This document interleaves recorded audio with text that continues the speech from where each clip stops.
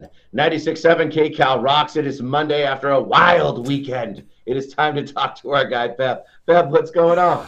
Patrick, listen, I knew this was going to be the case. I knew this was going to happen, but everything that I thought I knew about the NFL after the first week of the season, just throw it out the window. It's all gone. My Niners are not going 17-0. The one thing maybe that stayed constant, and I couldn't believe it, and I'll start here. The New Orleans Saints, man, they look like the best team in the NFL through the first 2 weeks of the season. Remember, they beat Carolina in that first week, and it was like, oh, okay, well, it's Carolina. Carolina is terrible. But then they turn around and go to Dallas and absolutely blow out America's team. I was shocked. New Orleans might be the team to beat right now. But again, I'm just jumping, to this huge overreaction after 2 games. But New Orleans looks really good. We did not see this coming in any way, shape, or form. But also, there is no sport like this football. Every week you can feel completely different. You can feel Super Bowl from week 1 to we're not even going to make the playoffs in week 2. It's wild, man. Yeah, I remember everyone was saying that, at least going into this season, that the Rams were actually loaded with talent. Like, they were going to knock off maybe the 49ers and win the NFC West and be one of the teams to challenge, for the NFC title and get to the Super Bowl. Well, when you look at the NFC West as a whole, you could make a case that maybe the Arizona Cardinals are the best team in the division right now. It's crazy. The Arizona Cardinals absolutely thrashed the Rams 41-10 on Sunday. I know your Seahawks are coming off a close win against the Patriots. So, right now, before the season began, people probably thought, okay, the 49ers and the Rams are the 2 best teams in the division. Well, after 2 weeks, again, small sample size, and we like to overreact, but maybe Seattle and the Arizona Cardinals are actually the 2 best teams in the NFC West on this Monday morning. It just feels like you cannot predict this stuff. I mean, this year, of course, we think the Rams are going to be good. It doesn't look that way so far. Last year, we thought they were going to be terrible. Of course, it was the exact opposite, and they shocked everyone. And now the Saints and the Cardinals are doing the same thing to us. If you're a betting man, you might be losing a lot of money. We talk about this, Patrick, that there's always a team or two in the NFL where they're coming off a really bad season and they come really from out of nowhere and have a great year. Last year was the Houston Texans, right? The Houston Texans came from out of nowhere with rookie QB, CJ Stroud, the pride of Rancho Cucamonga, and they got to the playoffs.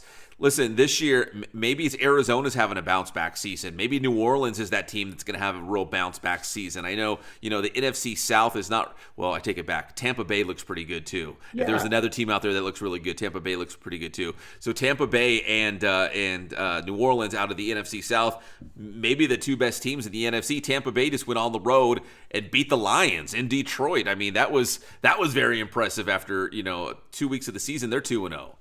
Yeah, we thought Detroit was going to be the no-joke one. So, we know that they're a good team, but nevertheless, Tampa went in there and beat them. Yeah, unbelievable. So, going back to my 49ers, they lost to Sam Darnold, the former 49er, the former USC quarterback. They lost in Minnesota 23-17. And like the Rams, listen, the Rams are missing Puka Nacua. The 49ers are still without Christian McCaffrey, and they actually put him on the IR, the injured reserve, which means he's going to miss at least a minimum of 4 games. So they're going to be without him for a while, and we're seeing that they're kind of a different team without him. I mean, Jordan Mason had a real strong game in that first game of the year, but to do that consistently week after week, that is very difficult in the NFL. They miss CMC in a bad way. Exactly. For the Rams and the 49ers. McCaffrey looks like he's hurt worse than we thought. We did hear Achilles, and that did send shivers down the 49er fans' spine. Yeah. But then also with the Rams, Puka's out. Kupp is not healthy either. They're saying his knee may be going down. It could be a tough one for the Rams as well. Yeah, Cooper Kupp really hasn't looked the same since he had that record-breaking season a couple of years ago. So hopefully he can, kind of get back on track because the Rams really need him right now, especially with Puka Nacua out. They really, really need this guy to step up. So the Rams are 0-2. The 49ers are 1-1 through the first couple of games of the season. And again, we like to overreact. So we're always, what have you done for me lately? So we'll just take this last Sunday and be like, okay, well, my team's great or my team's bad, so we like to jump to those conclusions. If you're a Chargers fan, you probably want to jump to those conclusions on this Monday morning because they are 2-0 and they have looked awesome. And it's the same recipe, Patrick. Great defense, and they're going to run the football hard. Justin Herbert, he'll get his touchdowns here and there. He did that on Sunday against the Panthers in a 26-3 win. Hey, what did Harbaugh say? JK all day. Yeah. JK Dobbins just pounded the rock, man. Yeah, and I like it, man. It might not be pretty. They might not be going like 4 or 5 wide and trying to score like 40 points a game, but they're going to win football games this way. It might not be pretty, but they're going to grind it out. They're going to play physical on defense. It's that Michigan mentality, and he brought it to L.A. And you just watch JK and that offensive line just gas the opposing defense, and then that fires up their defense. It's a heck of a recipe Harbaugh's got. And it works, man. I mean, it totally works. And I'm down for old school football. I like it. Listen, I like touchdowns too. I like a lot of points. But at the end of the day, I want to see my team play that hard physical defense and just run the football like a drive that lasts 10 minutes. Just keep the ball out of the other team's hands, man. That's how you win games. I mean, I love scoring as well, but at some point you have to stop the other team. Yep. Yeah. Speaking of just stopping the other team, as we stay in the AFC West, the Bengals could have gone into Arrowhead and beat the Kansas City Chiefs. They end up losing on a last-second field goal. I don't know if you watched the game, Patrick, but again, I've said this numerous times, and I will continue to say this because I just feel like it's true, that the Kansas City Chiefs, are they really good? Yes. But are they the luckiest team in the NFL? Yes. They got bailed out on a penalty at the end of the game on 4th down to keep the drive alive, which ended up being a game-winning field goal. So Joe Burrow, a.k.a. trying to go into Burrowhead and trying to knock off the Chiefs, I was frustrated for Cincinnati because they should have won that game. You know, Joe Burrow said earlier this year, he said he feels like they are the team that is built to beat Kansas City, and everyone laughed at him. And man, did they give Kansas City everything they could handle. They really do look like the team that can beat them. And I mean, I was listening to sports radio on the way in this morning, and people were crying, it's scripted, and they want Taylor Swift and Patty Mahomes and, of course, Kelsey to get to the Super Bowl once again and make history. So there's a lot of upset fans with some very peculiar calls in that game, as well as in the Baltimore game. There's some Baltimore fans who felt they had some really peculiar calls as well. Yeah, you know what? I don't know. Again, officials are not perfect. There is human error in everything we do. But yeah, it just feels like it always falls in favor of Kansas City. Always. And it bothers me. But yeah, I thought Joe Burrow was going to go in there. And if you look at the last 5 years or so, Cincinnati and maybe Buffalo a little bit, but maybe more so the Bengals, have been the team that has been able to go into Kansas City and beat the Chiefs. And it sure looked like they were going to do it again on Sunday, and then they ripped it away from them at the last minute, second. It does make me think they will meet again, and we'll see. We'll see what happens. Hopefully, Jamar Chase can kind of get a hold of himself. You can tell he's very frustrated with this whole contract thing. Him and Joe Burrow even going at it in the huddle. He's being a cancer right now. He needs to settle up.